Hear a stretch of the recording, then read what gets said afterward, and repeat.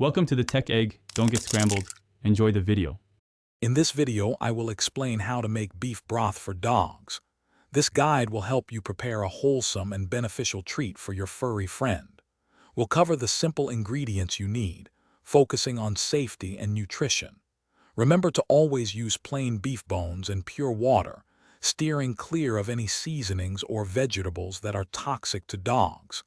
Let's get started on this easy and rewarding process. Now, let's prepare the bones for maximum flavor and nutrient extraction. Roasting your beef bones at 400 degrees Fahrenheit for about 20 minutes can significantly deepen the broth's taste.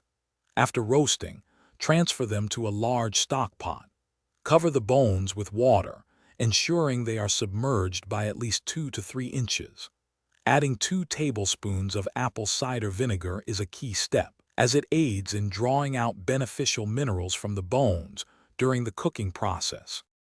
The next crucial step is the long simmer, which is essential for a nutrient-dense broth. Allow your broth to simmer gently for a minimum of 12 hours, and ideally up to 24 hours or more. Throughout this period, periodically skim off any foam or impurities that float to the top. Once the simmering is complete, let the broth cool completely. Then, carefully strain it through a fine mesh sieve to ensure no small bone fragments remain, making it safe for your dog. Finally, let's talk about storing and serving your homemade beef broth. Once completely cooled, you can refrigerate the broth in an airtight container for up to 5 days. For longer storage, freezing is an excellent option. Pour it into ice cube trays for convenient, single-serving portions that last for several months.